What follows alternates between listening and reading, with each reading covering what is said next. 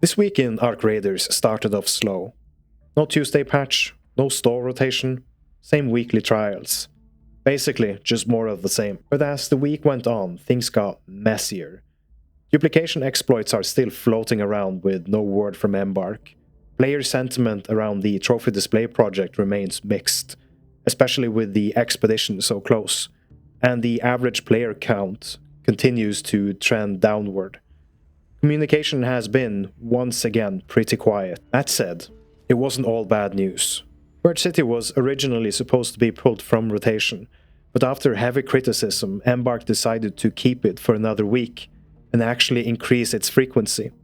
On top of that, bans now affect everyone tied to Steam Family Share, and Arc Raiders is still sitting comfortably in Steam top 5 most active games. But the real elephant in the room this week was the upcoming expedition. Last time, EMBARK dropped a 5 million stash value requirement just 11 days before the wipe. So with the next expedition getting closer, and all we have to go on being soon trademark, players were understandably anxious. Add to that the fact that Arc Raiders has already seen massive financial success, and this week went quickly from uneventful to pretty loaded.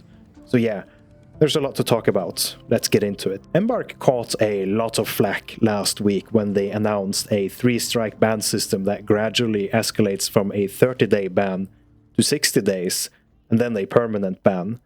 A lot of players argue that cheaters should be permanently banned immediately instead of getting multiple chances. The biggest concern came from Steam's family share system, which allows up to 5 users to share the same game license. On paper, this sounded really bad.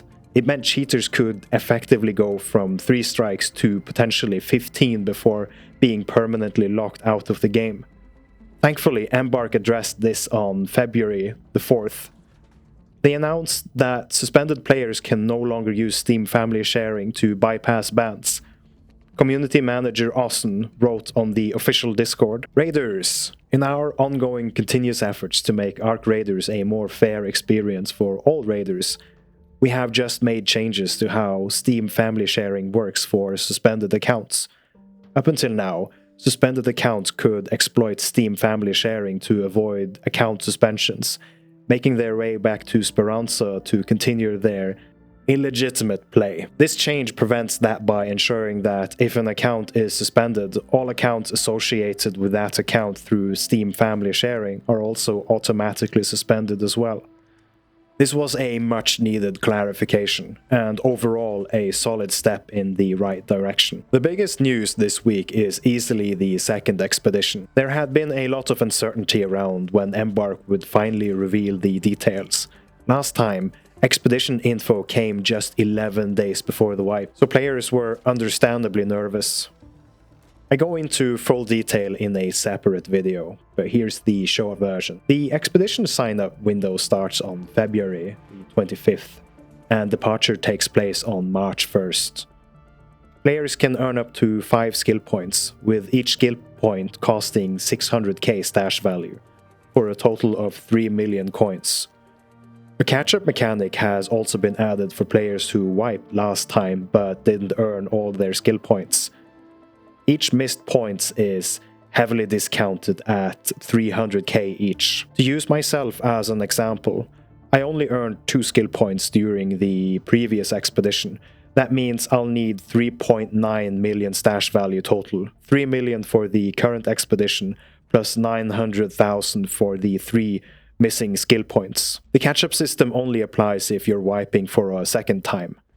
There are also permanent rewards and consecutive bonuses. Permanent rewards include all expedition cosmetics, scrappy cosmetics, the expedition icon, and the patchwork outfits.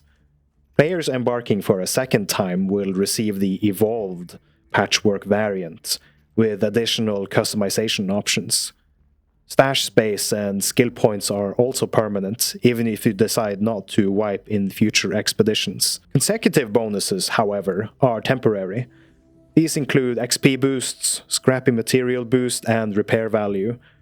For players embarking on their second expedition, these bonuses increase to 10%, 12% scrappy materials, and 70% repair value, but they reset if you skip an expedition. We did not get a patch or store rotation this Tuesday. A lot of players were disappointed, especially with issues like the rubber duck duplication exploit still unresolved. That said, community lead Austin did tease something for next week, stating on Discord, "There is also no store rotation or patch this week, but keep an eye out for the update coming next week. Fingers crossed it's something substantial. It's probably too soon for Shrouded Sky, but even a small teaser would go a long way." Player sentiment around the Trophy Display project remains mixed. Trophy Display is functionally very similar to Flickering Flames. Turn in items, get rewards. One of the main criticisms is that it doesn't really build on that foundation in a meaningful way. EMBARK initially framed it almost like a bounty hunting system, where players would hunt larger and more dangerous arcs to build up a trophy collection. On paper, that sounds great. In practice, everything you earn just gets turned in and disappears. A lot of players were hoping for something more interactive, like decorating your raider's room with trophies, or crafting cosmetics from arc parts. There's definitely potential here, but right now, Trophy Display feels undercooked. That said, it's worth noting that Trophy Display has no end date and does not reset with an expedition. Because of that, it's generally recommended to save it until after you wipe, since the rewards are actually quite good. On Monday, players noticed that there were no map conditions available on the world map. This also caused confusion since the weekly trial required Hidden Bunker, which wasn't in rotation. This was later addressed in a hotfix. Austin posted the following updates. Raiders, last night there was an issue with the map condition schedule.